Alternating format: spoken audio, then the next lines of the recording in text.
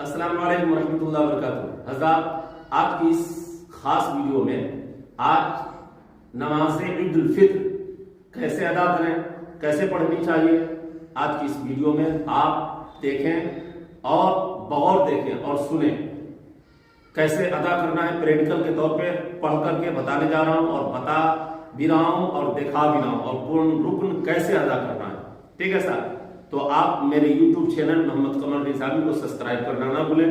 اگر آپ فیس بک پہ دیکھ رہے ہیں تو آپ مجھے فالو کر لیں، میرے آئی ڈی کو فالو کر لیں۔ ٹھیک ہے، آپ بنے رہیں، آخر تک اس ویڈیو کو دیکھیں، بہت خوبصورت ہے، اس لیے کہ سال میں ایک بار عید الفطر کی نماز ادا کی جاتی ہے۔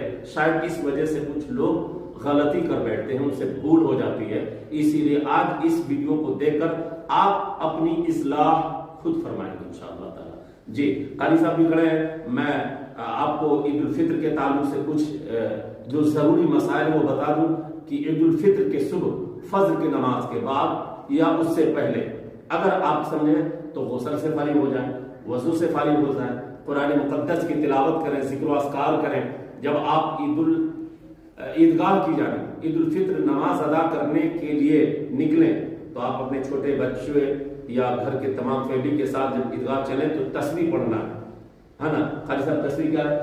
اللہ اکبر، اللہ اکبر، لا الہ الا اللہ، اللہ اکبر، اللہ اکبر، وللہ الحمد۔ ہر قدم پہ اللہ کے نبی صلی اللہ علیہ وسلم نے فرمایا کہ اس بندے کو نیکی سے مالا مال فرما دیا جاتا ہے۔ اور آپ کو میٹھی چیز کھا کے گھر سے نکلنا ہے، ایک کھجور ہی کیوں نہ ہو، اسی لیے آپ میٹھی چیز کھائیں، کھجور زیادہ توجہ کے ساتھ استعمال کریں، چونکہ میرے آقا صلی اللہ علیہ وسلم کی عظیم سنتوں میں شامل ہے۔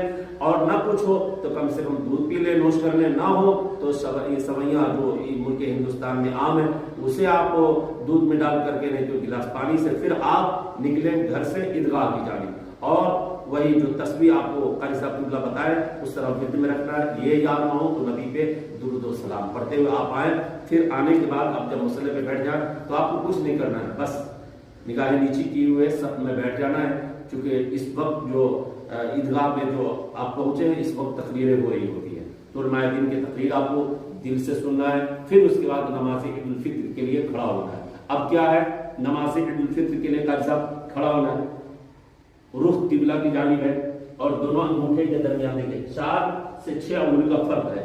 آپ کی آستین ٹھیک ہونی چاہیے، یا آستین مکمل ہونی چاہیے، یا جو یہ کچھ لوگ بٹن کھول کے رکھتے ہیں نا، نہیں کھولنی چاہیے، اس سے نماز مکروہ ہو جاتی ہے نا۔ اس میں کی بھی دو قسمیں ہیں، یہ امامہ شریف کی یہ پیشانی کھلی رہنی چاہیے۔ دیکھیے